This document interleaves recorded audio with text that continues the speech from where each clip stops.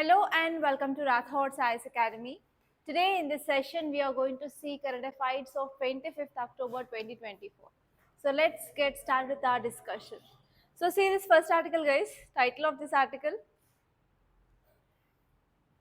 Okay, title says India-China begin disengaging at last two friction points. So what is this article talking about? Two friction points, disengagement, not Doklam. So it is about India-China border issue.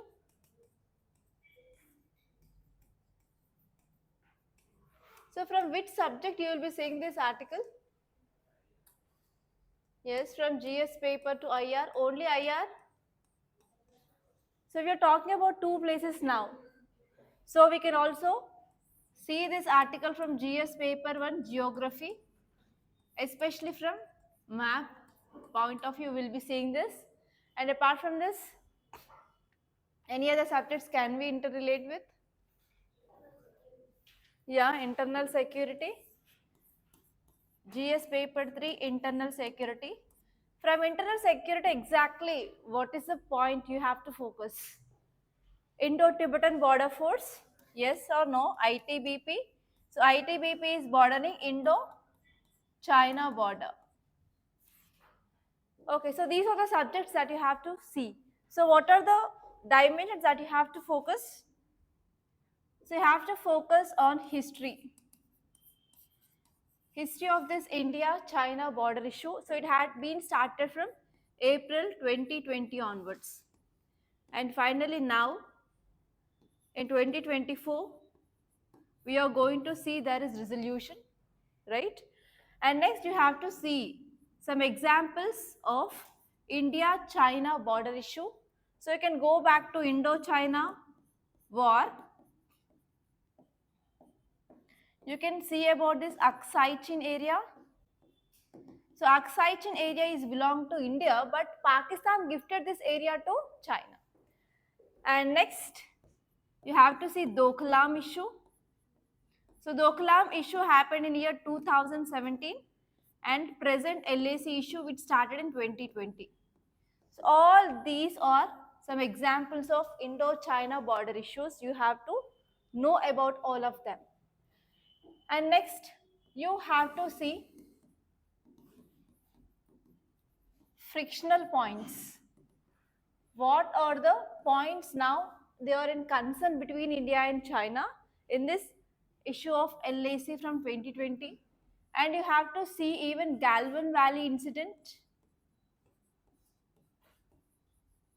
You have to see about this Galvan Valley incident. And at last, you have to open map of India and you have to see exactly where are these frictional points are located. Because in UPSC, especially they may give a map-based question and they may ask these frictional points. There are actually 7 frictional points between India and Pakistan, and they may ask you to arrange from west to east or east to west or north to south or south to north. So in this way you have to be prepared. And these all are the dimensions that you have to know. And at last you have to know about even ITBP as well. Okay. So now let us see this article, so why it is in news. So actually we know that on the sidelines of the summit, yes, we are going to have the talks and finally we came up with an agreement between India and China to resolve the issue that we are having at line of actual control. Okay, so now we are going to begin this agreement by disengaging two important places, that is Dipsang and Demchok. So one is plain area and one is valley area. Okay, so Dipsang is plain, Dipsang plains and Demchok valley. So first, these are the areas that we are going to disengage with. So now let us see what this agreement is about. Till now we didn't discuss about what are the points which are discussed in the agreement between India and China. So there may be a chance of getting question regarding this agreement as well.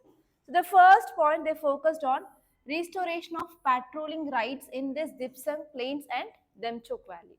So what happens whenever these areas are coming under control of India, we will be getting control of our patrolling points, that is patrolling point 10 to 13.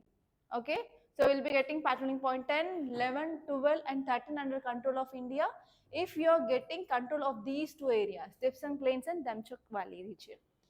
And second important point of agreement here is agreement on patrolling protocols. So what is the meaning of patrol? Patrol is nothing but you will be having a clear watch on that region. So we will be going for regular walkings or regular insights regarding that area. So that is called as patrolling. So the second important point in this agreement is agreement on patrolling protocols. So according to these protocols, in each and every patrolling point, we will be going for patrols twice in a month. And whenever we are going for the patrolling, so we have to take 14 to 15 number of troops, not more than this. And next one here is, yes, what are the patrolling programs that we are going to have? That will be coordinated from both the sides, Indian side and China side, so that we can prevent misunderstanding between India and China, so that in further we can maintain the peace. And third important point is Eastern Theatre and other friction points. So apart from this, 7 patrolling point regarding this Eastern sector. Okay, I have to draw this image.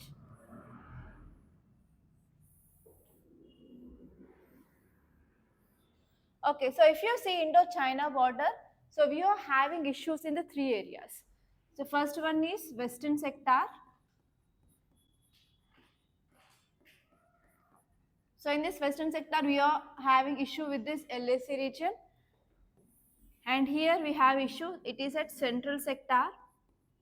In Central sector, we have issue with Himachal Pradesh and Uttarakhand. And in the Eastern sector, we have issue with this Arunachal Pradesh. So China is claiming entire Arunachal Pradesh. So actually in this agreement, we are focusing only on Western sector. We are not focusing on Eastern sector and Central sector. So this is also one important point in this agreement. And next one here is we are also focusing on confidence building measures. So this pact or this agreement which aims to restore trust between two countries through monthly commander level meetings. And we are going to have a case specific talks in these meetings. So if you are having this kind of talks, we can reduce overall deployment of troops along this LAC region.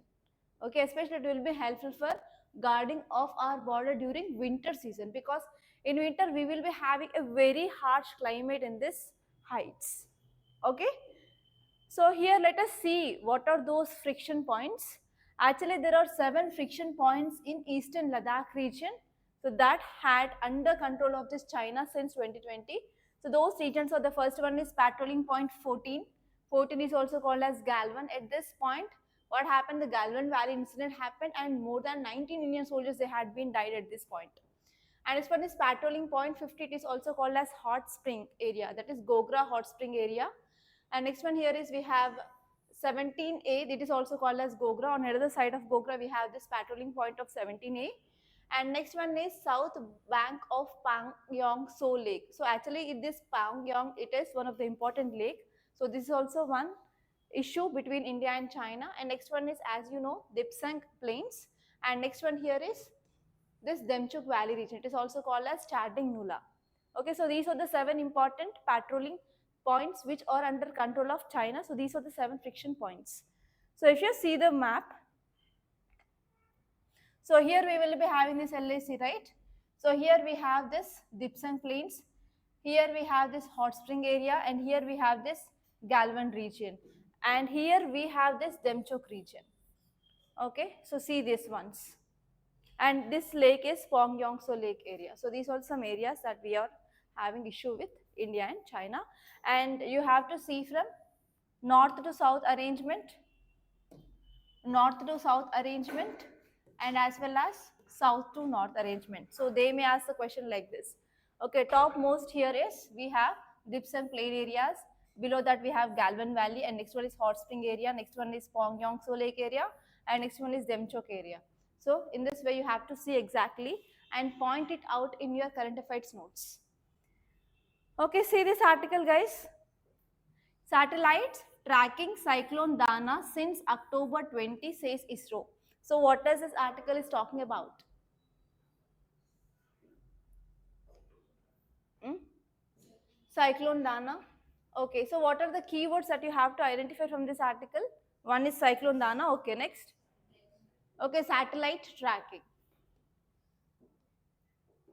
Okay, Cyclone Dana originated in Bay of Bengal or Arabian Sea. Okay. So from which subject you will be reading this topics? Cyclones from your GS paper? 1. Under geography. So it comes under Indian geography or world geography, guys? Indian or world? Both? Okay. So, and apart from that, you will be also reading from disaster management under GS paper 3. And if you're using these satellites, so can we connect under this GS paper 3 science and technology? Yes or no?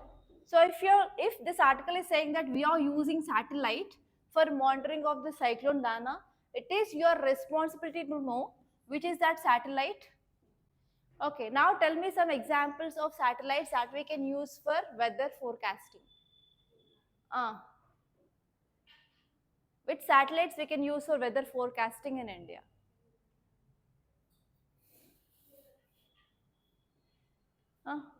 Types of satellites, guys. We have navigation satellites, next communication satellites, Earth observation satellite. So which kind of satellite we can use?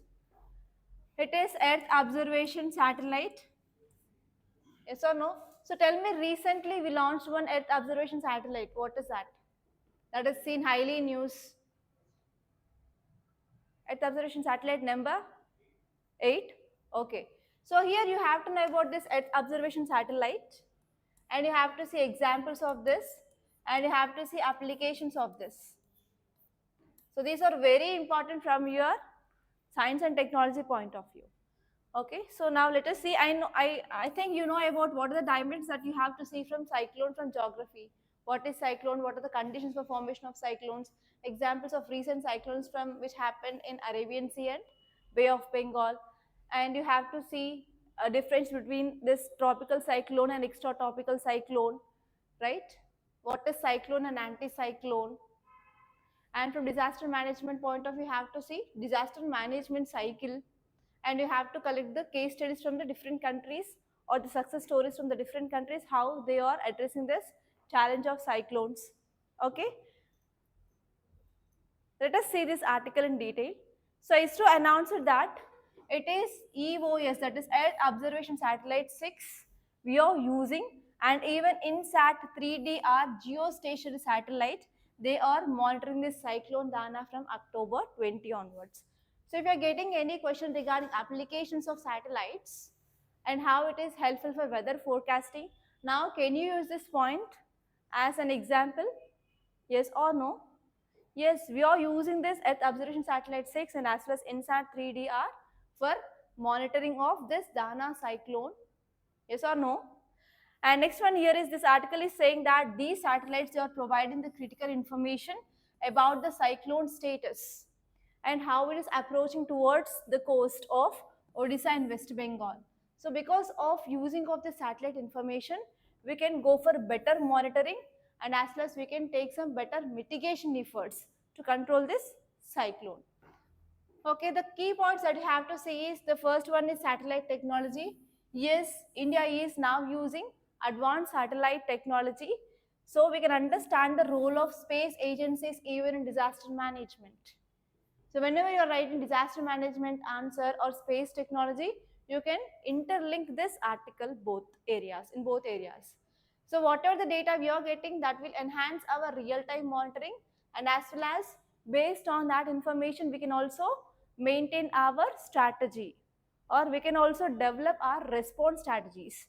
And this satellites, especially we are using scatometer sensor of this Earth observation satellite, and this is providing wind and circulation data. So here you can get a prelims based question. Recently scatometer sensor is in use. What is the application of that scatometer sensor of satellites?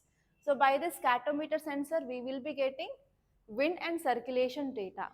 So if we know like how the wind speed will be like 100 kilometers per hour or 120 kilometers per hour, so when this landfall happened at that time, what will be the wind speed, then what happened? We can provide early warning systems. So whenever we are providing early warning to the people, obviously we can at least try to mitigate the damage. And this one here is, if you see the regional impact of this cyclone, Cyclone Dana, which is having a threat to coast of Odisha and as well as Bengal, so that we can understand that because of the cyclones which may be originated in Bay of Bengal or Arabian Sea, they will be hitting the coast. So here coastal regions are very much vulnerable to the cyclone. So for that, if you are posted in this coastal area, first you have to focus on robust disaster preparedness plans, because as a DC, you have to maintain district disaster management authority, right? Okay, so next one here is, yes, whenever we are having data, so we can make a proper data-driven decision making. So this information which supports informed decision making by the local authorities, and we can go for timely evacuation of people, and also we can implement safety protocols to protect life and as well as property. And this one here is, yes, this article is saying that collaboration in science is very important in governance making process. Especially you civil servants, you need to know about how we can use the science and technology for the public service delivery, so that it will be helpful in corruption reduction, it will be helpful in improving of service delivery, and even it will be improving your easy governance and as well as good governance or ethical governance, and even it will be helpful for disaster management. And to have a good knowledge on meteorology also, we can use this science and technology. Clear? Okay, and even we can focus on public awareness as well. So whenever we are going for monitoring and reporting by ISRO, which can also raise public awareness about the cyclone threats, and this will also encourage communities to stay informed and prepared for the impacts of the cyclone. Okay, and next one here is, we can also use furthermore technology in this climate monitoring and disaster response, so that we can also come up with innovations in the future. So whenever we are coming up with innovations in future, obviously we can reduce the impact. Okay, so see this article guys. Money laundering, a major threat to India's online gaming sector. So what is the keyword that you have to focus? Money laundering. Next, online gaming. So do you know what is the GST on this online gaming that we studied in the news, I think 3 to 4 months ago? What is the GST slab on this online gaming, guys? You have to recall your memory. Venkatesh, not 18. 20? Yes, okay. So recently the GST had been increased on this online gaming sector. So again, you have to interconnect the recent current affairs and why it is in news now. Okay, so what are the keywords, guys? First one is money laundering.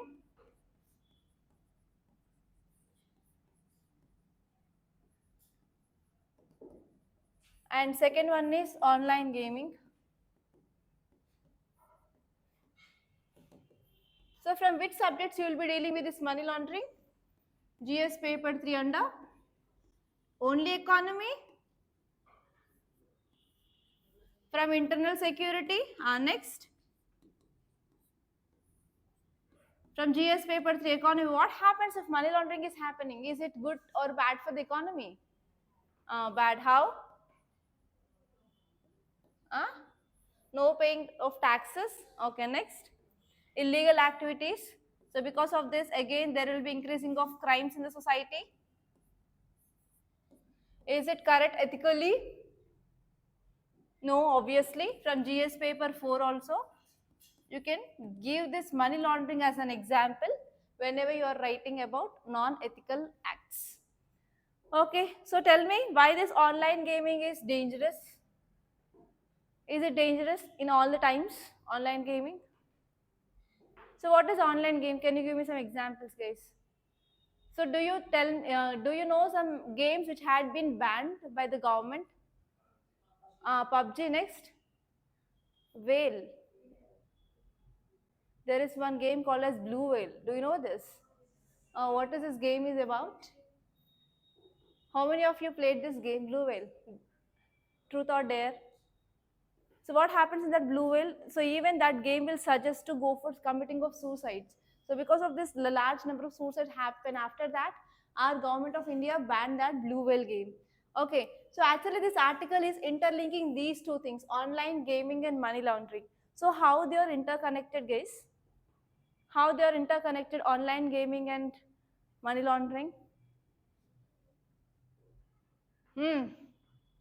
What are the money you're getting on online gaming? Is it called as illegal means or legal means? Illegal or legal? You are using your knowledge and playing the games, right? Then whether it is illegal or legal.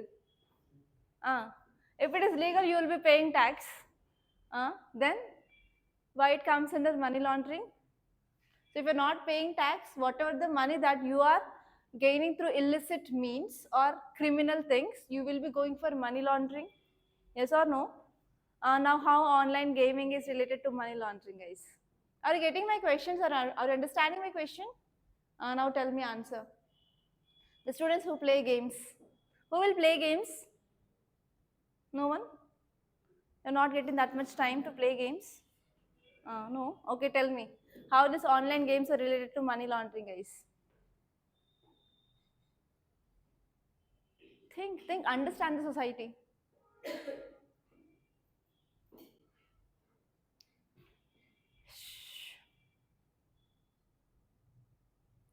So how many of you know about these online betting apps?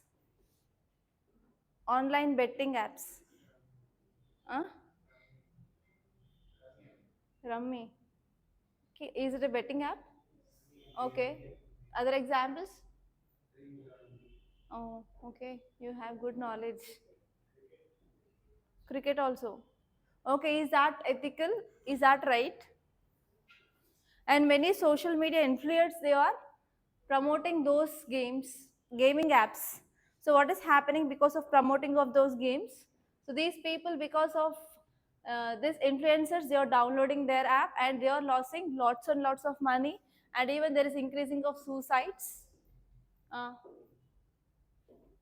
Now tell me how this online gaming is related to money laundering. I am giving lots of hints, guys, but you're not understanding my hints. Come on, think. Ravi, will you play games? Now tell me. So how online gaming leads to money laundering? Oh.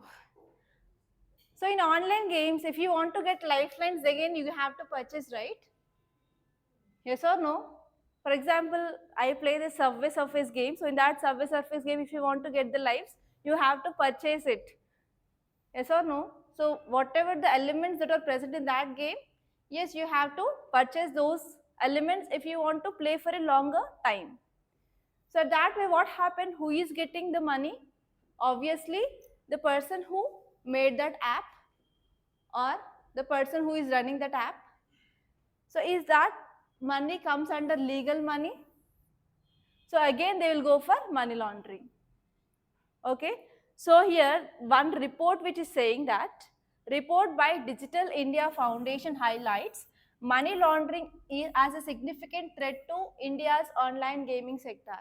So from COVID-19 onwards, the use of mobiles and technology had been increased many a times in India.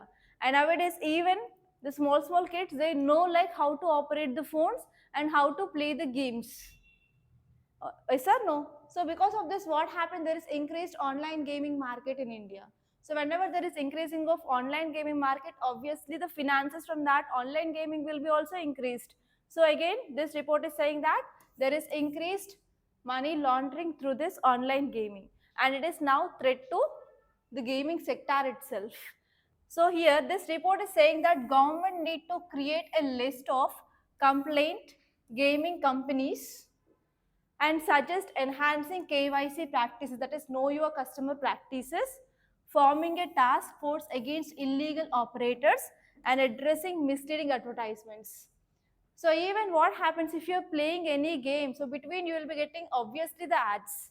So ads are nothing but the source of revenue for that so and so game company. So they will be taking some millions of rupees or dollars of rupees, sorry, millions or like dollars for showing that advertisement in that gaming.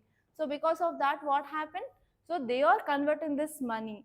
They are not paying the taxes on this money and they are going for money laundering. Okay, so here, what is the definition of money laundering, guys? I think you have done with your economy. Tell me now. Definition of money laundering. I want authenticated definition. What is the meaning of money laundering? Tell me at least. Money laundering is the process of making illegal money into white money. That is, black money is converted into money. Black money is converted into white money through this process called as money laundering. So what are the steps involved in this money laundering? How these people, they will convert black money into white money? Tell me. What are the steps involved? So how many steps at least? 3 steps. What are those 3 steps? Okay, first one is they'll segregate the money and next one is layering, and after that they will be integrated into the economy. Okay, so according to UNODC, write down this, United Nations Office on Drug and Crime, money laundering is a processing of money obtained from criminal activities to disguise their illegal origin. So we are removing the origin where they got this money. So this process is called as money laundering by United Nations Office on Drugs and Crime. So what are those criminal activities they can do to get this illegal money? Drug trafficking, arms trafficking, human trafficking. Next, financial frauds or any other terrorist activities, and even you can add narco terrorism. Okay, so what are the steps? We have 3 steps. The first one is placement. So first we have to inject whatever the illegal money or dirty money that you have into the financial system, and after that we have to go for concealment. Concealment is removing of its identity, that where it got from. So we are hiding the source of money through the series of transactions and as well as bookkeeping tricks, and finally we will be withdrawing that money from the legitimate financial source, and we'll be showing that we got this money from this financial source or financial system. So that is called as integration. So first step is placement of money, second step is layering, third step is integration. So can you tell me the source of this money laundering? How can we make this money laundering? Through which process? Through which steps? Or through the examples? Through NGOs, okay. Through shell companies. Next, investing in no tax countries or tax haven countries. Next, you have come to this topic in your economy, right? Tell me the examples. How this money laundering can be done. Guys, try to revise the things or else you'll forget me also if I'm not coming to the class. Okay, so what will be the negative impacts of money laundering, guys? Tell me now. What will happen if money laundering is happening in the country? Why this article is saying that money laundering is a serious cause of concern now from this online gaming sector? So tell me why, what are the negative impacts, guys? Fast. Yes, economic growth will be affected. People, they will be not paying tax. Okay, next. Come on, Monica.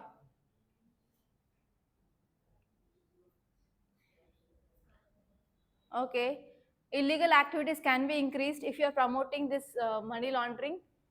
Next.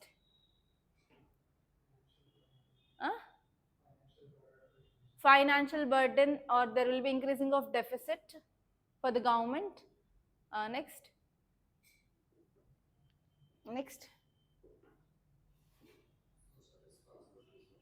Social responsibility is not fulfilled. Okay, to some extent. Next. Okay, so what are the negative impact? The first one is we'll go for destabilizing of economy. So according to IMF, it is estimated that the quantum of money laundering is approximately 2 to 5% of GDP of the world. That means we can see like there is increasing of unpredictability of economy in the world. So there is pumping of illegal money is happening. So whenever illegal money is pumped into economy, that will obviously leads to destabilization of the economy finally that will lead to financial crisis of the country. And second important point is loss of revenue. People, they will be not going for paying of taxes. Obviously the revenue of government will be decreased. So whenever government revenue is decreased, how government can spend in the social sector schemes, welfare schemes like health schemes or education schemes or anything? Again, what happened, there will be very less budgetary allocation for the social sector schemes. And as one is, there will be impact on the financial sector. Like whenever money laundering, when we are encouraging, will we get the investment? No, we will be not attracting more foreign investments like FII or FPI. That will be again detrimental to the country. And this one here is whenever the money laundering is happening, so we can also see that there will be increasing of scams. Okay, again that is unethical. And even what happened because of this money laundering, the transfer of economic power from right person to the wrong person will happen. Okay, especially the good citizens and the governments are disposed from their right of making criminals take the benefit to flourish in their criminality. So whenever any country which is promoting this money laundering, that means that country is promoting these criminals. So here the power from these people will be going into the criminals. And next one here is decline of social or political morality of the society. So here what happened, there will be increasing of illegal activities like drug trafficking, armed trafficking, child trafficking or human trafficking or any other criminal, smuggling, corruption, so whatever it may be. So that illegal activities will be rising or booming in the society. And next one here is demographic dividend will turns into demographic disaster. So whenever government is not focusing on this social welfare schemes, what happens, obviously that will lead to increasing of burden on the families. So the demographic dividend will be not getting the proper enough education or enough skills they required. Obviously that demographic dividend will not at all be useful for the country. That will turns into demographic disaster, and these people, they will be also entered into this illegal activities. And this one here is what are the policies we have that will lead to policy paralysis. So whenever government announces any schemes, if they're not having the finances, will they continue? No, they will be stopping. That will lead to policy paralysis. Clear? Okay, see this article. India, Germany discussing military logistics support agreement, says official. So what is this article talking about, guys? India-Germany relations. So what is the meaning of logistics? Logistics means transportation. Okay, so this article is talking about military logistics. So what is the military logistics? Can you give me some examples? Military logistics. Huh? Military logistics, military transport related things, what they are using now.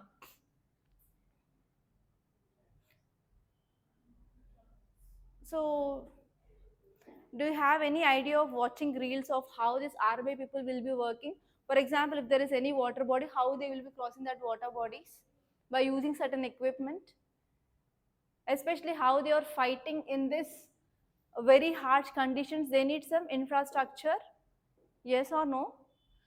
Okay, so now let us see this article in detail. So this article is important from international relations from GS paper 2, and even from GS paper 3 under science and technology also it is very important, because we are talking about infrastructure in this military logistics. Okay, so context says that India and Germany, they are nearing a logistic support agreement for armed forces, and in this they are focusing on especially maritime security cooperation.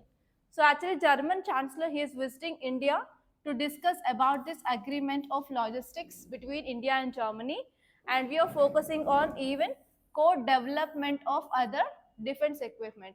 We are focusing on development of defense equipment, and as well as we are focusing on enhancing of maritime security through this agreement. And especially they are focusing on instruments like submarines so that we can improve our maritime security, and they are focusing on cruise missiles, and they are focusing on drones, and even they are focusing on coming up of India's information fusion center. Okay, India's information fusion center, and even we are going to have peace training agreement as well. Okay, so all these are the important areas of discussion between India and as well as Germany. Okay, now let us see the key points that you have to remember whenever we are coming up with this kind of agreements. So we can understand that yes, we are going for strengthening of ties between India and Germany. Especially we are focusing on increasing of regional stability. So why Germany wants to come up with this kind of agreement? Why Germany wants to provide technology for improving of marine security or maritime security? Obviously, this Germany, which belongs to European country, so actually there is a power shift which is happening from west towards east, that is from Atlantic Ocean towards Indo-Pacific Ocean. So every country wants to increase its power with the countries which are sharing with this Indo-Pacific region. So actually India is sharing direct boundary with Indian Ocean, so that these countries, they are coming towards India and they are looking towards India now to improve relations so that they can increase or enhance their presence in this Indo-Pacific region. So this is the first important thing. And this one is we are also focusing on maritime security as well. So especially India plays a key role in safeguarding of sea lanes, and we are also taking an important step to combat piracy. So recently what happened, Iran's Houthis, they started attacking of the ships which are moving in this Indian Ocean region. So India successfully controlled that piracy. So because of this, we are playing a very important role in maritime security. And even if you see the important choke points, India is present near to the Strait of Malacca and as well as Strait of Hormuz. Yes, so because of this, India needs to maintain proper maritime security. For this, we need to get some technology from the other developed countries so that we can effectively maintain security in this Indian Ocean region. And this one is we are also focusing on defense development as well. So whenever we are having this kind of agreements with other countries, when we are starting this development in India, obviously it will be helpful for developing of indigenous manufacturing. Indigenous is nothing but we are focusing on India itself. So the domestic companies which are present in India, they are going for manufacturing of these instruments so that we can improve our local manufacturing. So we can achieve this locals for vocals and vocals for locals, vocals for locals, and as well as Atmanirbhar in defense sector. Okay, that is nothing but self-reliance in this defense sector. And this one here is if you're having this kind of agreements, then we can also have the potential for improving of innovation. Okay, in this area, especially in this defense. And this one is we can also can get the impact on export licenses. For example, if you are having the clearance of export licenses with Germany's commitment to enhancing defense relationship with India, that will lead to increased military sales and as well as cooperation between India and Germany. And even India started exporting of defense equipments for other country. So can you give the recent and relevant example of India's defense exports? BrahMos to which country? Philippines. Okay. So for that, yes, we can also increase our exports even in this defense. Okay, next one here is strategic peacekeeping initiatives. So here they're also focused on this peacekeeping training agreement so that we can also enhance operationability and as well as we can also prepare our country for the joint missions as well. And this one is we can also have the proper cooperative engagement of this Germany in this Asia Pacific conference as well, so that we can also have the strong interest on the business sector in defense cooperations. So further, if we are having this kind of agreements with other countries, so even other countries will try to invest in our country in this defense as well. So we can attract more investments in this defense sector. So what is the difference between developing and developed country? So developed countries are having advanced technology, especially from developed countries we will be getting equipments. So if India wants to achieve this Viksit Bharat 2047, that means India need to be having a status of developing of advanced technology in this defense sector.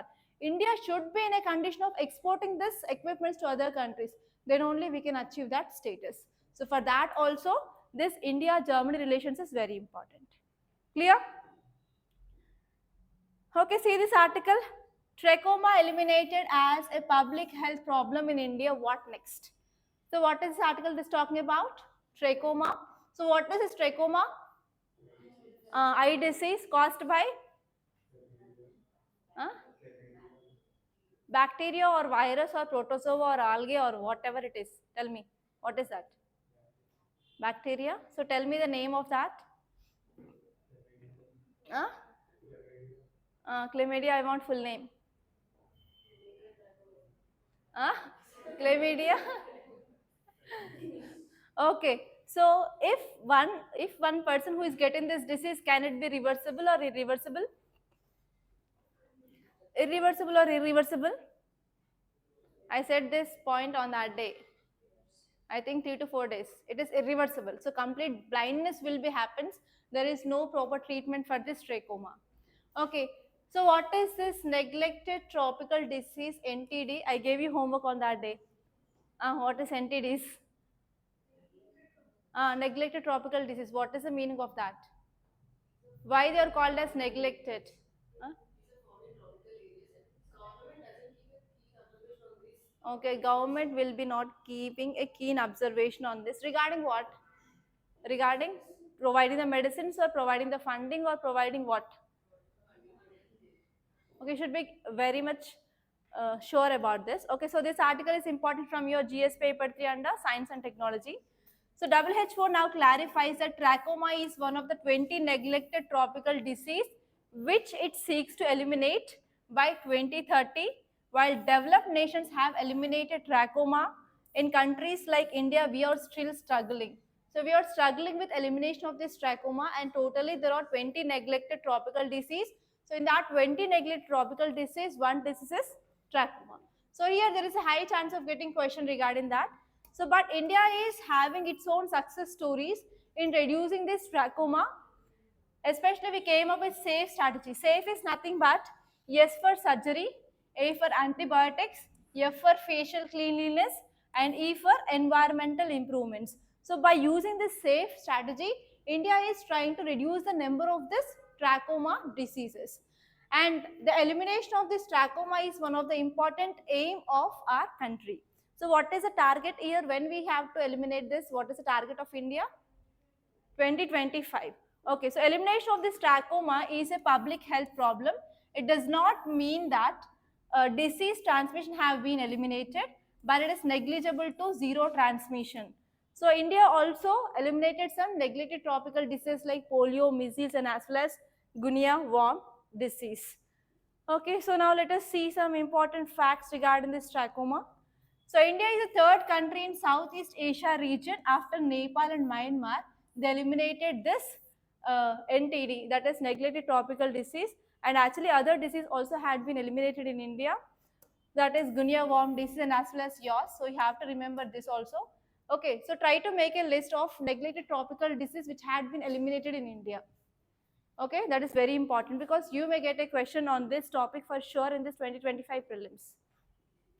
And if you see about this trachoma, it is eye infecting disease caused by bacteria called as chlamydia trachomatis, and it is contagious. Contagious means nothing but it can be spread easily from one person to another person.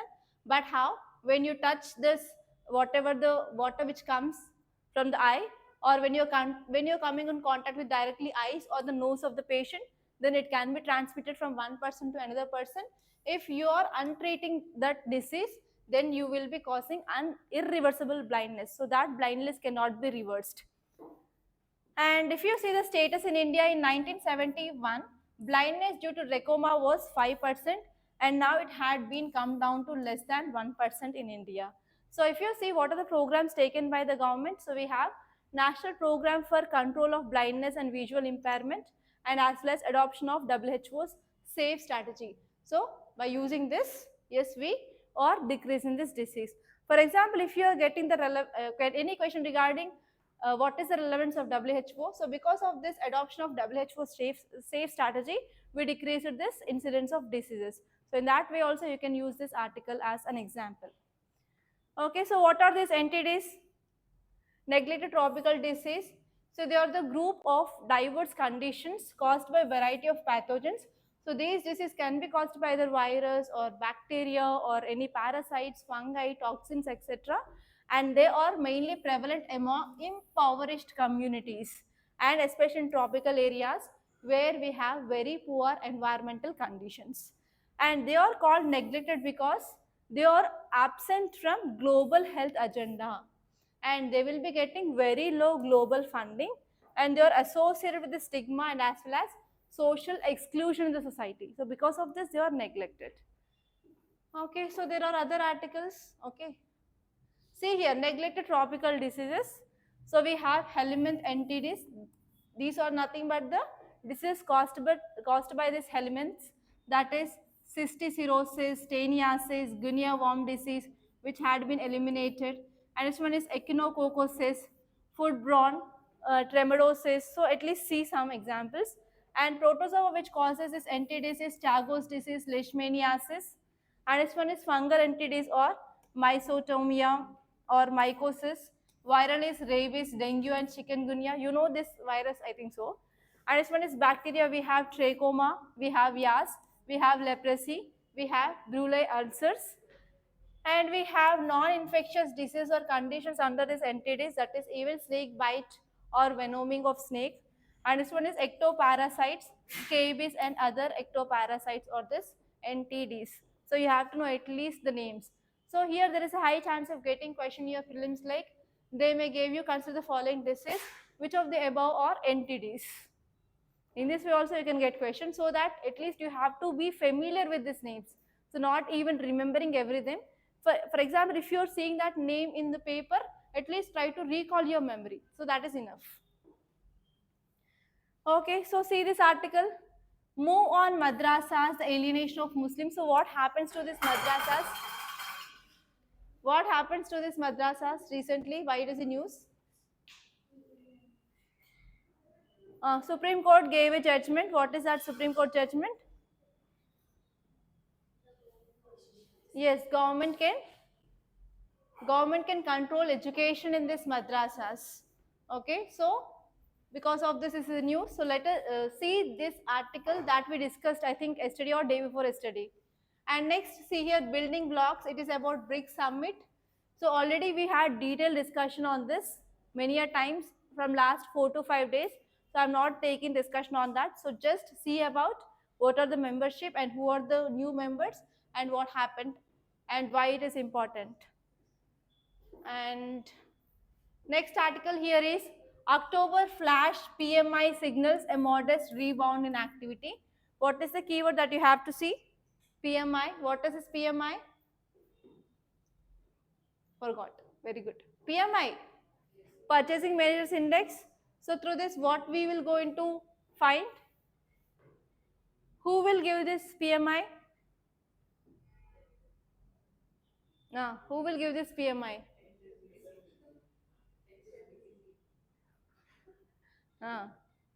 Okay, so why we need this PMI? So what is the score of PMI? You can't see anything here. Okay, so try to say this PMI. Many a times we discussed in our news analysis, okay? So just revise your notes and see some facts of this PMI and why it is important. So these are the important articles that appeared in our today's Hindu newspaper. So by this I'm concluding. Thank you so much guys for watching. And please do like this class and share this class to your friends. And do subscribe to Rathods IS Academy. Don't forget.